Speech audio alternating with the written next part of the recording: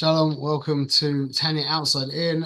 It is we're in chapter 9, part 2. But just before we start, I was just speaking to Sacha and I was explaining to we were talking about how the key to life is making and keeping promises, those four words, making and keeping promises. And the mechanics behind how it works um, is as follows: that if, see, it has so many positive effects, I can't tell you, but everybody knows how important it is to have a positive feeling about yourself. Yeah. So many people are walking around feeling so kind of hateful towards themselves. Yeah. So I was speaking to a friend of mine who's just trying to, after many years, he's just made a promise and he's keeping it now. And I was giving him a chizuk and I was talking to him, I was saying to him that as you start making keeping promises, first you need to start making very small promises that you know that you can keep. But there has to be, it's not like enough to make a promise to make your bed every day, yeah, because that's too easy. It has to be a little bit out your comfort zone. But you'll find that as you make and keep promises, you will quite quickly start making bigger promises and keeping bigger promises. And to the point where everyone who knows me knows this, that a couple of years ago I took on to learn the Or Chaim Kodesh on the Parsha, yeah, which is a big bite. I wouldn't have taken it on if I had known how big it was really, but it was 10 volumes, and I did through the art scroll, and I had a busy year as well. I traveled a lot, and I had a lot of stuff going on. I was, sometimes I'd have to learn, 250 pages a week, or more and less. So it was a big bite. And anyway, the in short, I did it, and it was very hard. It was extremely hard. Some of those weeks to have done it was pasha very difficult. So I was saying to my friend, he was talking about he needs to build up a positive image. I said to him, imagine a soldier, yeah, in Gaza or Lebanon, whatever, and he goes into a booby trap room. He gets shot in the leg, yeah. He's lying on the floor in the middle of a house of enemy of Mechablim, and his friend, for some strange reason, he hasn't been killed yet, and his friend, with absolutely zero regard for his own life, goes into that room, yeah, and he gets shot in the arm, shot in the leg. He takes out all the terrorists, yeah, and he drags his friend with a broken arm and leg. He drags his friend out of that room to safety, and his friend makes it alive. How do you think that soldier would feel towards the soldier who saved him? No matter how much you try and convince yourself that someone's your best friend, yeah? No matter how much like sweet talk and pumping yourself up and whatever you do, it would never ever begin to come close to your feelings towards that guy who saved your life in such a heroic way. When you make and keep promises, especially when they're heroic promises and you keep them, you end up feeling towards yourself a similar way to how that soldier would feel towards a guy who saved his life. You end up feeling so positive towards yourself, so trusting towards yourself, that it's a complete game changer. Everything changes from that. Everything. You get the idea? Yeah, So we start by keeping and making and keeping very small promises, and that was the main thought behind the Reclaiming Sanity book. Is I divided it up into 90 days, and a lot of the thought behind that was that people are going to commit to that, And not only is the information going to be very helpful, but the actual commitment to that daily routine is going to actually help them. And that's what Eli Stefanski says in the Daf Yomi share. He says it's not Yeah. about the Daf, it's about the Yomi, because he knows that he's basically fixing a bunch of broken people. That's what's happening. Is we of course it's not about the Yomi, it's about the Daf. It's about the Gemara. But in the situation that we're in this low situation that we're in, where so many people have lost all faith in themselves, all trust in themselves, yeah, it's more about the Yomi than it is about the Daf. Because that's where you start to build trust in yourself, where your relationship with yourself starts to blossom and flourish. And that's the foundation for everything. That's the foundation for the whole thing. So making and keeping promises is the way to go. Okay, so that was just an introduction. So we have Rosh Hashanah.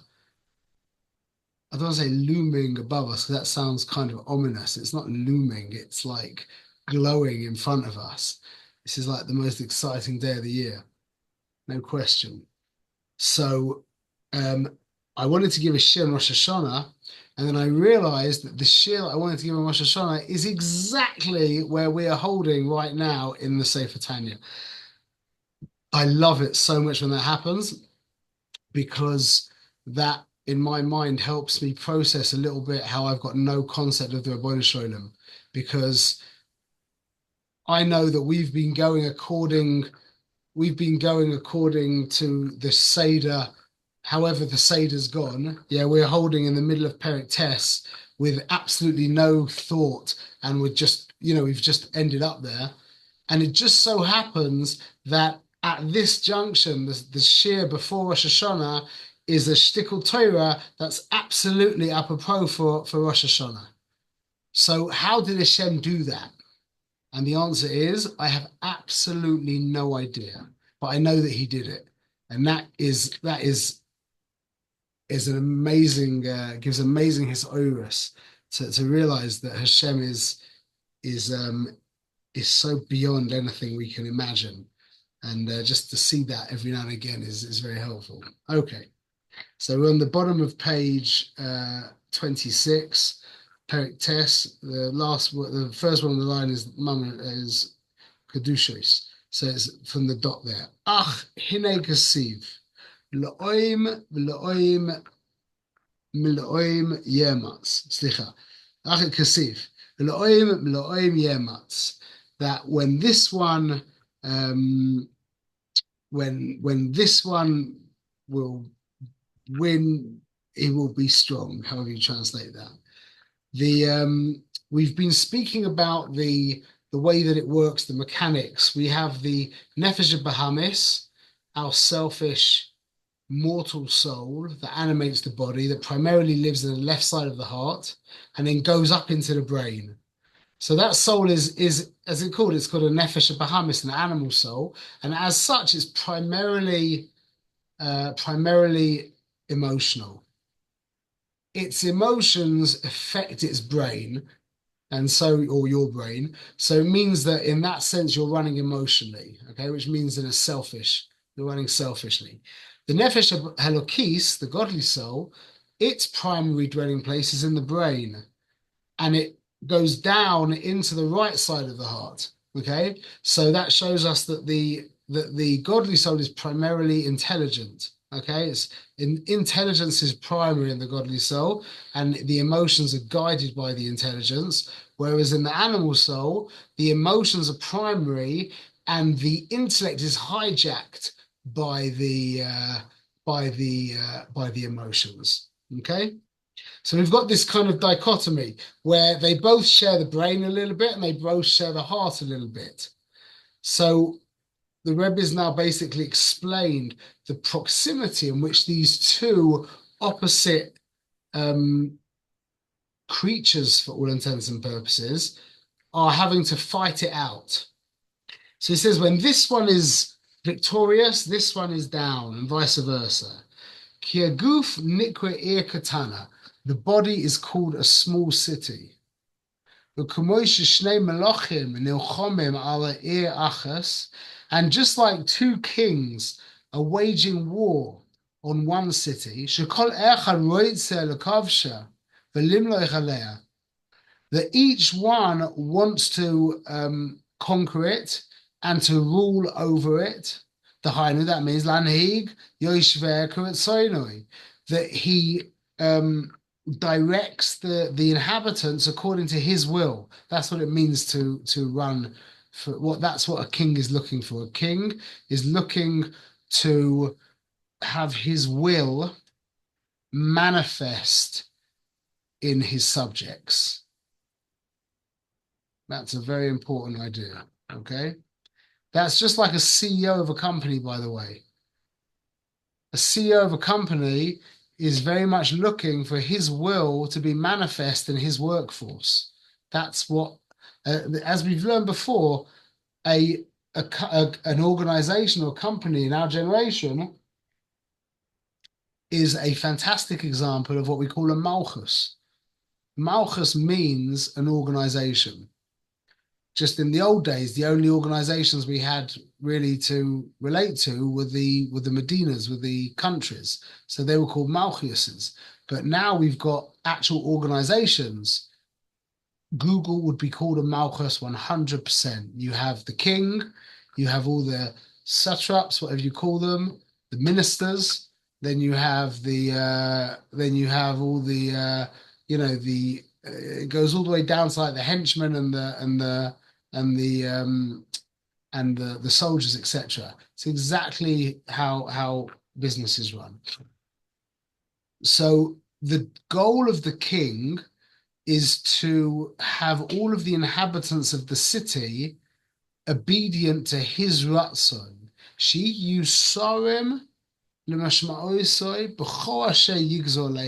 That they will obey him, they will obey, listen to what he says over whatever he decrees on them. Now, whether you've got an evil king or a righteous king, it's the same idea. See, the righteous king he's a good guy. So just like we choose a mentor choose a mentor or a rebbe who we feel is a good guy, who can be mashpia on us to become better, the king himself feels that he's of a quality that would improve people's lives and the lives of the Medina in general. So his goal is to teach, so to speak. Melech HaMashiach is a teacher, is primarily a teacher, and he's going to teach the world how to be menschlich, how to be gewaldig. So that's what the king is there to do. The king wants his will to become manifest in the inhabitants of the city. So that was the moshel. Kach shtei nefashos. So too with the two souls, Elokis, the godly soul that is kadosh, and the life-giving animal soul that comes from klipa, which means it's mortal, which means it's scared to death of death. And the nefesh elokis doesn't care about death because death is not applicable to the nefesh elokis. The nefesh elokis doesn't know what death is. They are fighting, they are warring with each other over the body. B'kol evav, and all of its limbs. Shelakis, that the godly soul, that the godly soul's desire is that it alone should dominate over the body. Umanhagisoy,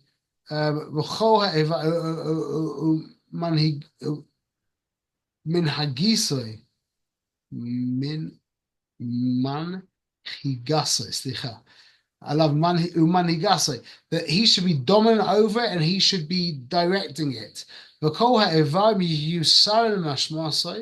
all of the limbs should be obedient to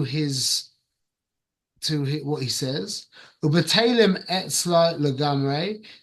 to be nullified to his ratzon completely, and a chariot to it, to his Ratzon. We'll unpack that in a moment.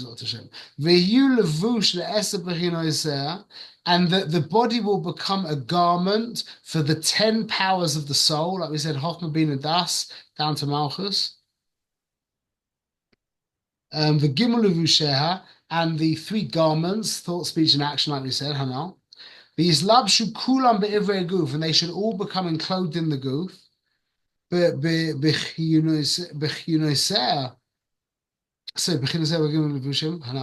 Vislabshu kulam be'ivre guf, v'yuaguf kuloi male mehem levadam, and the body will be exclusively filled with the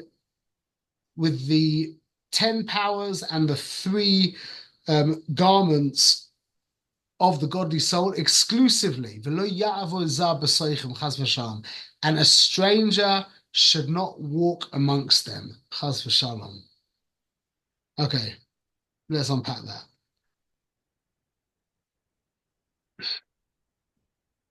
So this is really Rosh Hashanah. This is really what we're talking about, Rosh Hashanah.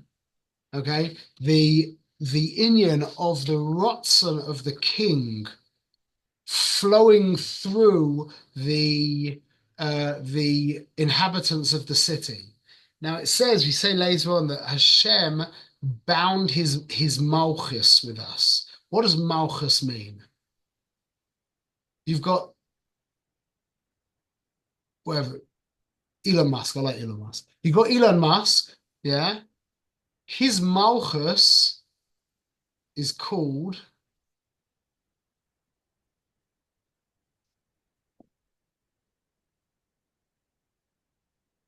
he's got a few Malchuses. His main Malchus. Tesla. Exactly. Elon Musk's main Malchus is called Tesla. Tesla is an expression of Elon Musk. That's what Malchus is. Malchus is the final sphere of the spheres, and as such, it has nothing of its own. It receives all the energies from above, and its expression.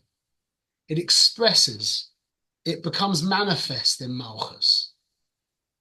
So Elon Musk had this dream of electric cars and clean energy, etc. And 20 years later, boom, you've got Tesla. That is his Malchus. That is an expression of his Ratzon. Everyone's got that? It's clear? Now, if Elon Musk had no employees, no Bale Bechira working for him, it was just machines, then you could know for sure, as long as there aren't any technical issues, that his Ratzon is being expressed in the most accurate way. It's exactly what he wants.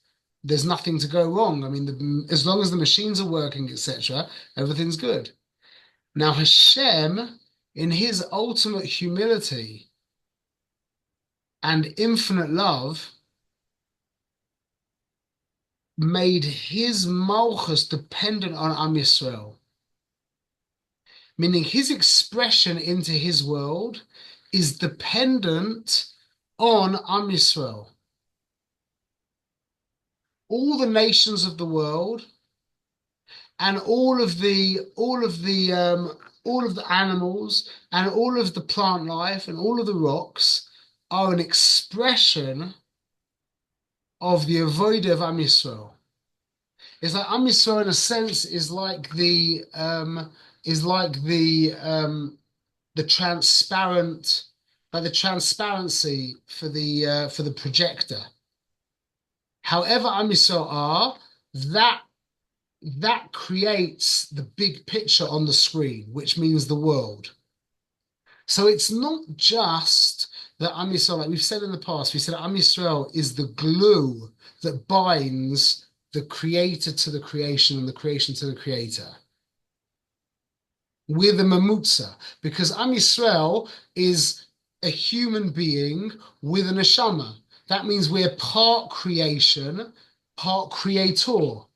As such, we are the We are the go-between between creator and creation. That infinite gulf between infinity, between creator and creation, is bridged by this nation that's called Am Yisrael.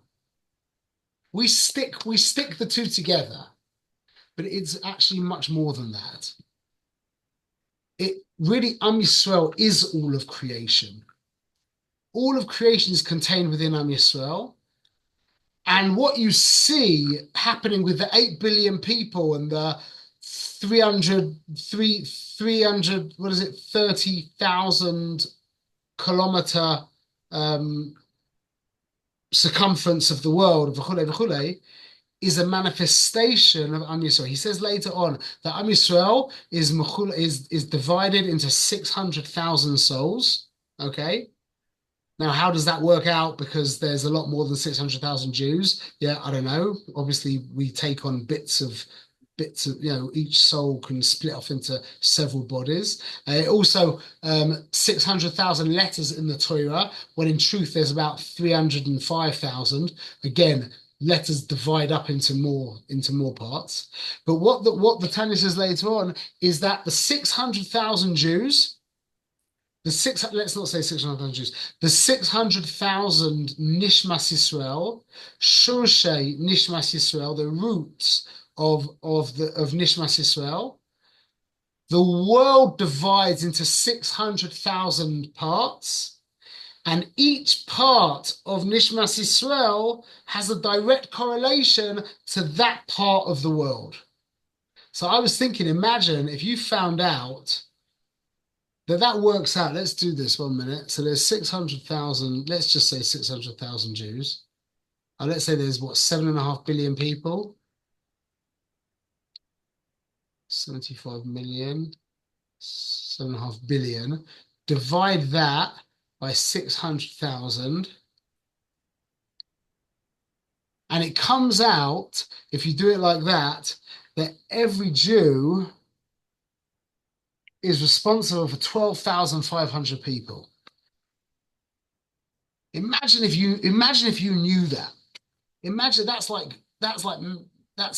towns, and some people will have cities connected to them, and etc. etc. Imagine if you knew that every single thing you did was having a direct effect on 12,500 people.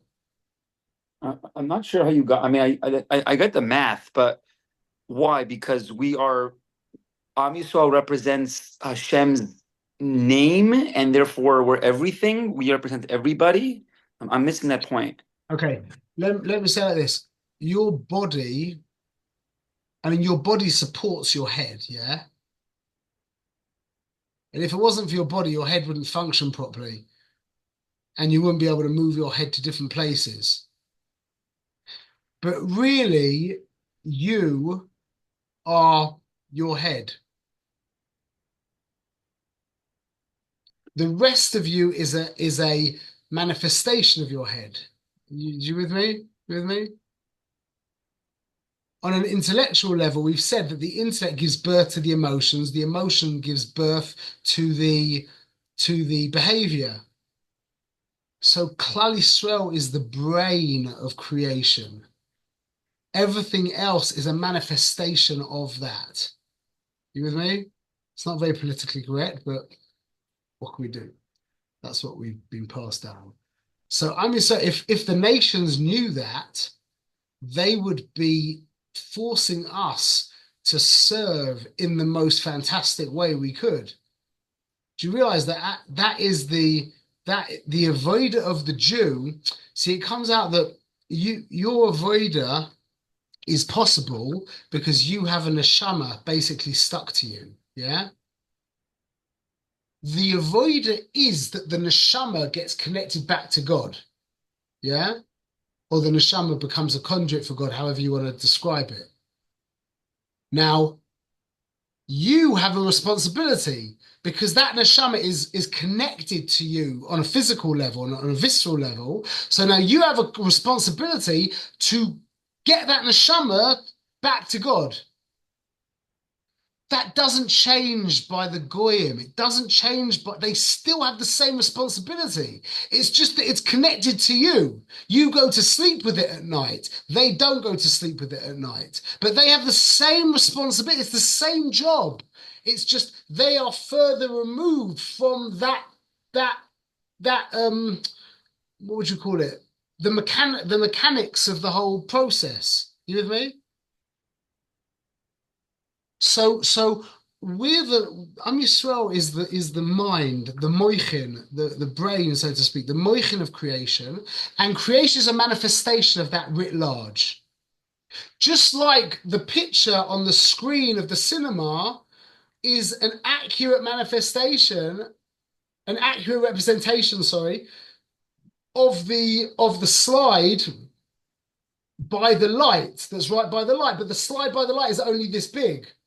The picture manifest on the screen could be 20 yards wide. That's creation Am Yisrael. So Hashem left his expression, he entrusted, this is the word, he entrusted Am Yisrael with his expression. See, just like Lahavdil, just like Elon Musk could have just had endless robots, Shem also could have had endless robots. But he wanted to, for whatever reason, he wanted Balei Bechira. He wanted free choosing beings to be the ones to manifest his will. That's Rosh Hashanah. Rosh Hashanah is when we say to Ribono Shel Olam, we are here for you. That's called Kabbalah's oil Malchus Shemayim. Kabbalah's oil Malchus Shemayim. What does it mean? I never heard this word before I got from the word yoke. You know, like what you put on the back of an ox. It's called a yoke, yeah? That's called Kabbalah's oil Malchus Shemayim. That's a very external thing. Because Rosh Hashanah is the day that we dedicate our behavior to the Ribono Shel Olam.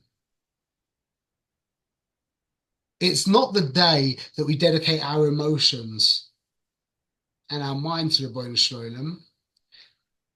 It's the first step. The first step is the behavior. Hashem, from here on, my thought, speech, and action is going to be an accurate representation of your Ratzon. I am going to be a Gilui of your Malchus. Thought, speech, and action. That's what I'm giving to you, Ribono Shel Olam, on Rosh Hashanah. Why is that the first step? Why is that the first step of total subjugation to Hashem? Because right now, according to what I just said, is Hashem, I'm going to give my thoughts, my speech, and my action to you, yeah? But my heart is still going to be in the football, is still going to be in Wall Street, is still going to be in whatever places, yeah? But I'm dedicating my thought, speech, and action to you. Why is that the first stage?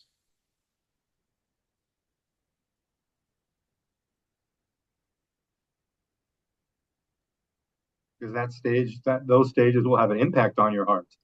Yes, that exactly. The behavior feeds back into the system and your heart will begin to change. That's like I say, if you want to become a good person, start acting like a good person. See, anyone can act like a good person. Doesn't mean you're a good person. You might have all these horrible thoughts inside you. But start acting like a good person, and soon enough, quicker than you can imagine, you will start to become a good person.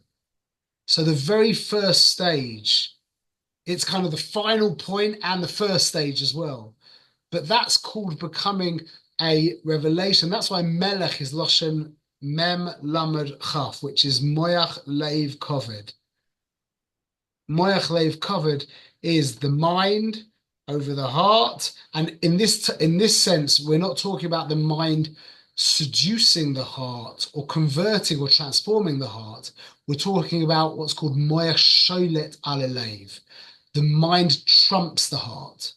Not that the mind has manipulated the heart into feeling good things. The heart wants to do all kinds of stuff, and the mind says no.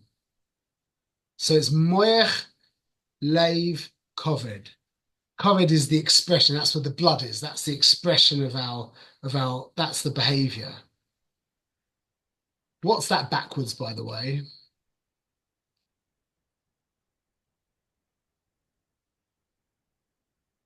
Colin.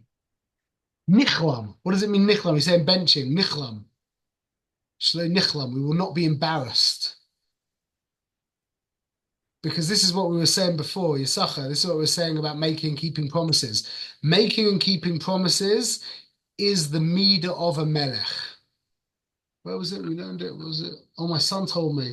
Yeah, in Kedushin, he's told me that the melech's word, when a melech says something, we hold by it. I can't remember the exact thing, but the definition of it, one of the definitions of a melech is a man who you can be somech on his word. You can trust in what he says. That's one of the benchmarks of a melech. So the opposite, that's mem lamed chaf, moyach leiv koved. And that's when there's a faithful expression in the behavior from the mind, not because the heart is in line, but because the mind trumped the heart and said to the heart, shut up, and we've got to do this anyway. That's Rosh Hashanah. That's Rosh Hashanah, where you turn around to your heart that isn't in the right place correctly right now, and you say to the heart, I don't care, we're going to behave correctly. That's, I think, the inyan of where New Year's resolutions came from. So when we're Bechinas Melech, yeah, that's Melech. How much more choshel can you be than a Melech? The opposite, though, Chas v'shalom, is Kalem, which means embarrassment. It's embarrassing. When a man is being dominated by his body, it's pasha embarrassing. Like when a man, if your man goes on a horse and the horse is he's got no control over the horse, he's getting taken wherever the horse wants to go. It's pasha embarrassing. That's the opposite of melech. Kaved leiv moyach. That's the opposite. So the Rebbe explained, that's why I say it's beautiful, that this is exactly the idea of the expression of the rotzen of the melech is in the inhabitants of the city. And now I want to say, this is one of my favorite things in Tanya that I'm going to tell you here. It's the 3 levels of bittul. We've mentioned this before, but I'll say this is the place where it says. Okay, so we've got on page Yud Daled, about 8 lines down. First word on the line is ha'evarim. Okay, this is the ratzon of the melech. 3 things. V'ha'evarim yiyu sarim l'mashmasa. They will be, sarim is like servants to his bidding, ubetelim etzle legamre, and nullified completely to his will, umakavra, and a makava, a chariot to his will. So we've got three levels of subservience. We're going to call it receptive, surrendered, and a vehicle. Okay, and it's beautiful. This is I love this so much.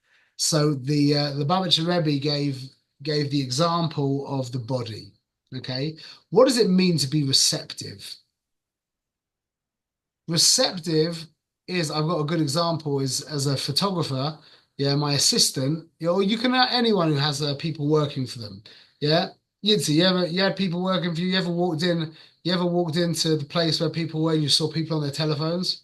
Yeah, always. Yeah, and you'd say to them, if they were good guys, you'd say, Sandra, could you come and do this? The phone would be gone, put it away immediately, and she'd be with you. Yeah, meaning that when she has a minute to herself, she's on her telephone.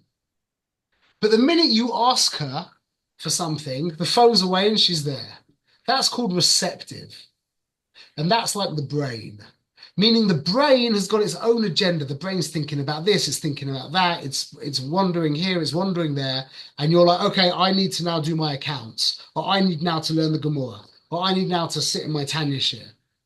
Okay, I'm with you.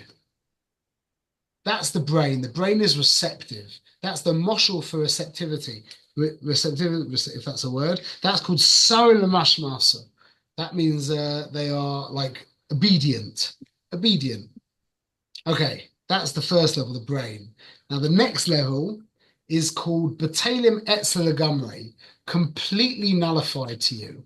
Now you see, in let's say you had a music business, yeah? You had a company that produced music. I have a friend in LA who has a company that produces music, yeah, for like advertisements and stuff.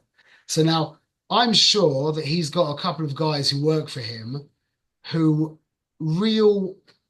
they're real musicians, you know what I mean? Like their whole essence is music, yeah? And they're working for him. And finally, thank God they found a way of making money from playing music. And they are happy campers. They are so happy because they're now making decent money doing what they love.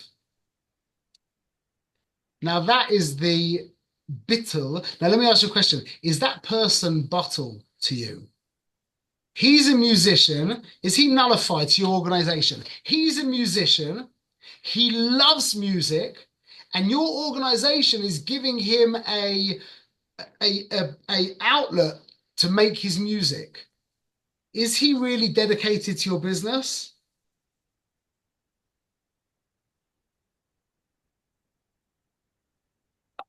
I would say yes, only because he got there. He didn't start like that. Well, let's say either way. I'll give you the moshel for the moshel. The heart. The heart pumps. Just in your goof, pumping, pumping, pumping, pumping. Yeah. Now, a skilled surgeon, could remove a person's heart, and it would still be pumping, and put it in somebody else's goof, and it would start pumping there. You hear? It's a situational bittul. It means you're right. I'm a heart and I pump and I'm in the right place at the right time and I've got no other agenda. I'm not thinking about filtering blood. I'm not thinking about breathing. I'm not thinking about excreting urine. I'm just thinking about pumping. Yeah. So I'm completely nullified to my position in the goof. But it's not a real nullification to the goof because I'm just doing my thing and I'm in my place. Don't get me wrong, that's a high level. But the highest level is the chariot. What's a chariot?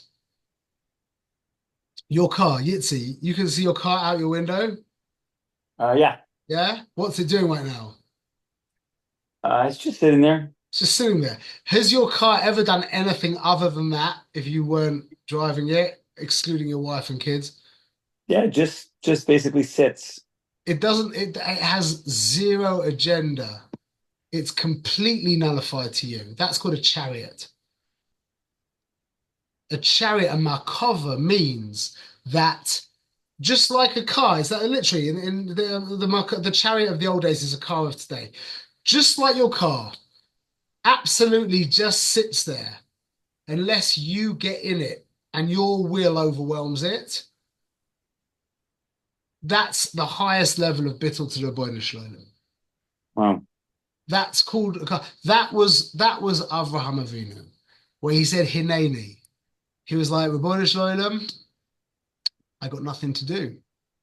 I'm here for you. I've got no agenda of my own. I don't care about I don't care about thinking about stuff. I don't care about pumping. I'm just here, whatever you want. Is Sorry to interrupt, but is that something like in today's time, like us, like if we have a free minute to sit there and think, okay, Hashem, what do you want from me right now? Is that one and the same?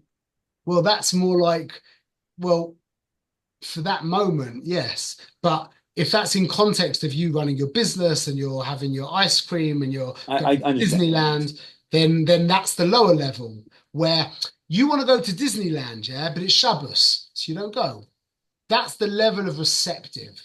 That's called sorum. That's the level of receptive means. I want to go to Disneyland, but Hashem, your Shabbos is more important to me. Your Ratzon is more important to me than my Ratzon. Like the girl in your office on her phone, you come in, she puts the phone down because your Ratzon is more important to her than her Ratzon. You might get a real, like in Israel, sometimes you walk into a shop, yeah, and the guy doesn't put the phone down. You walk into the shop and he's there and you're like, hello. And he looks up and he's like, Like, forget it. Yeah. that's somebody who's not in any way nullified towards you.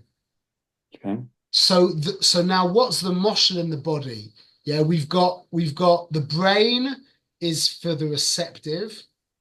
We've got the heart, which is for surrendered. What's the element of the body that is a vehicle, that is a chariot, a makava? Your hand. What does your hand do when you don't need it? It's got no purpose. Just sits there. Only when you need your hand does your hand spring into action. So you can understand these things. It's a wonderful mashal that the Lubavitcher Rebbe gave us. So the brain is this idea of receptive, meaning I have my own agenda, but Hashem, I'm ready to put my agenda aside when my agenda and your agenda do not stim together. Yours trumps mine. Number two is the guy who is into his avodas Hashem, but he's just a holy person. He's like if he wasn't in a base medrash learning Sfarim, who'd be in some laboratory learning other books. He's that kind of guy where it's effortless. He likes to pray. He's like a spiritual guy. He likes to pray. He likes to learn. He likes to do chesed. That's who he is. And he's found this amazing expression in his Yiddishkeit, which is wonderful. Yeah? That's the heart. The heart pumps. You could take it out, put it somewhere else, it's still going to pump. And then the highest level is Markova, which is a limb, where the limb doesn't pump. It doesn't think. It doesn't do anything. It just sits there waiting for your Ratzon to fill it. And I'll go one step further. It gets confusing because there's a deeper level of bittul. Yeah. Before you get there, you just said it doesn't think, it doesn't pump, it just sits there and waits for what? Waits for the Ratzon of the will of the Baal to Which is the one who has the hand, the owner of the hand. The so hand it's just waiting. waits there. It's waiting for my Ratzon. It's waiting for my Ratzon. It's waiting to be activated by your will. Okay. The heart just pumps. That's what the heart does. And the those brain are all thinks. examples of three examples of bittul. And the Yes. best way would be we should be like a hand. That's what I'm. That's the example. That's the level of the big tzaddikim, where they Okay. literally have no agenda of their own, zero, FS, nothing. They are just there for God. But there's an even higher level, and we've got what's called Sarim, Bottle, and Markova. And then the highest level, it gets confusing because the highest level is called Ava, a limb. But we said that this is why it gets confusing because the moshel for the Markova is the limb. But the highest level is called the limb, the Ava, meaning there's a level beyond where you're just sitting waiting for the Ratzon to overwhelm you. And this was really the level of the Tanoim. is where you intuit the Ratzon of the one.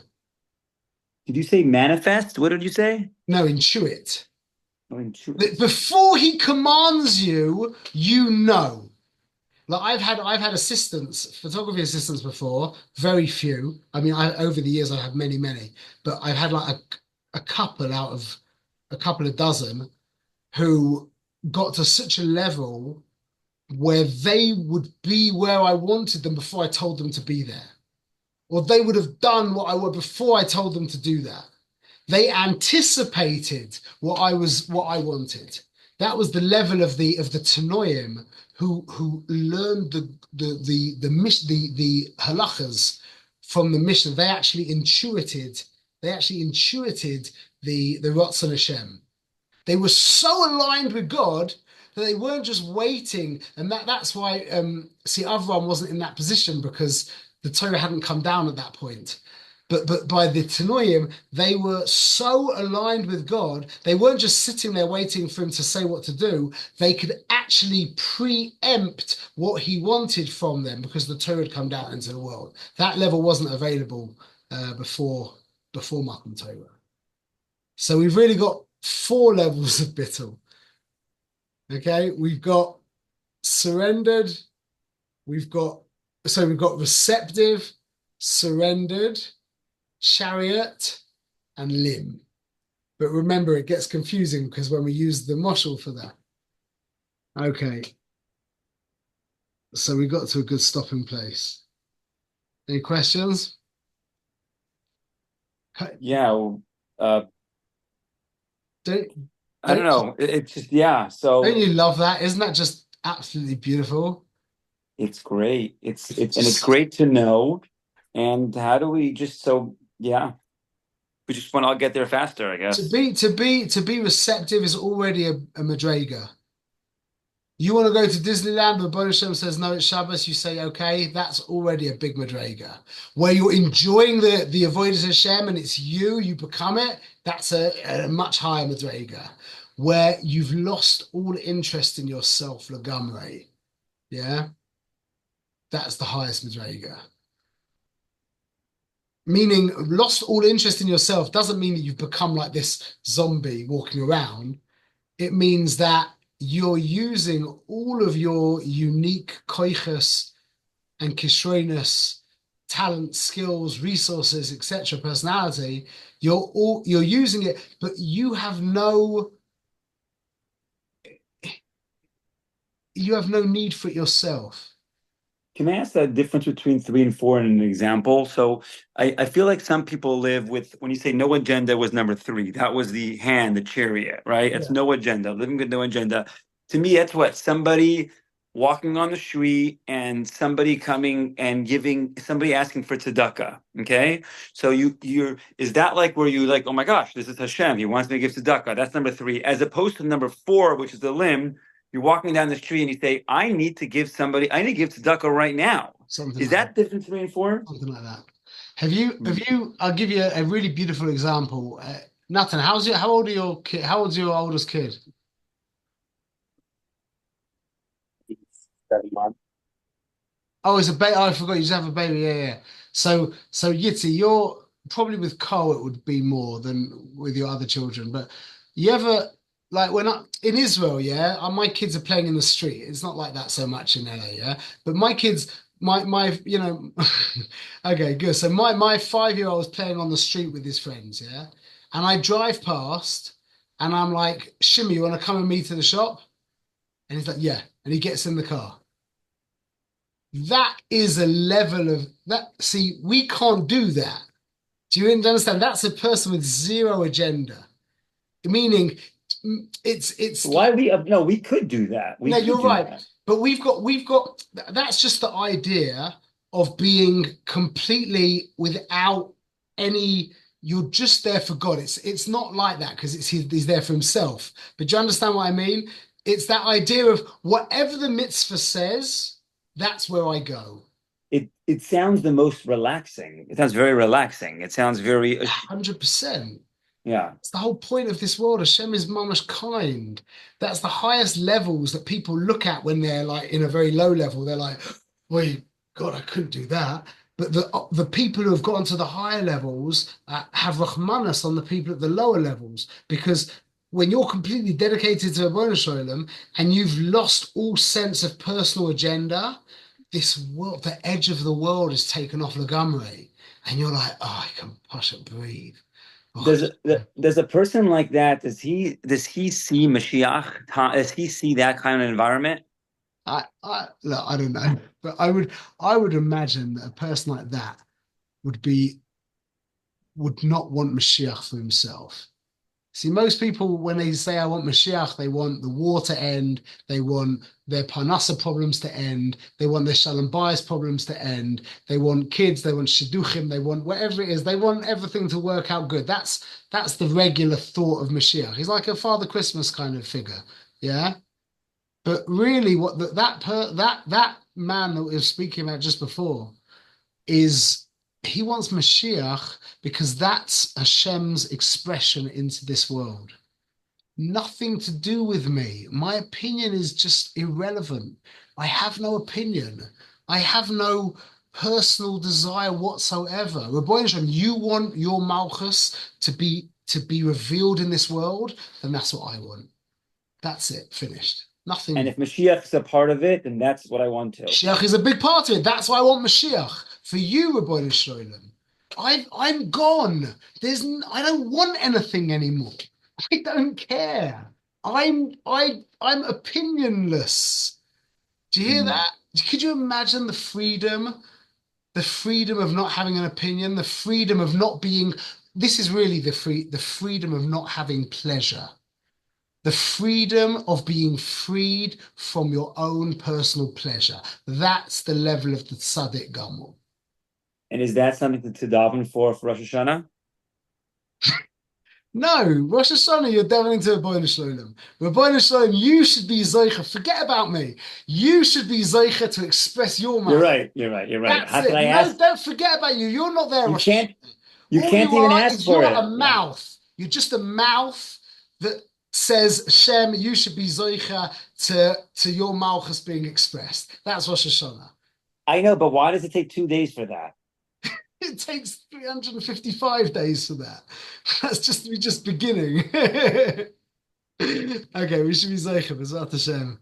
Everyone should have a Ksiva Tova. And don't beat yourself up. Rosh Hashanah is not a day. Please, it's so important to know this. Rosh Hashanah is not about you. You can't do wrong on Rosh Hashanah. Rosh Hashanah is about the Ribono Shel Olam, and we're davening that he should be Zeicha to express his Malchus into the world, and that we should be Zeicha to play a role in that. We should be Zeicha to play our part in his Malchus. We should find our little spot and do it. Mamish Givaldik. B'ezrat Hashem. Okay. Good Yom Tov.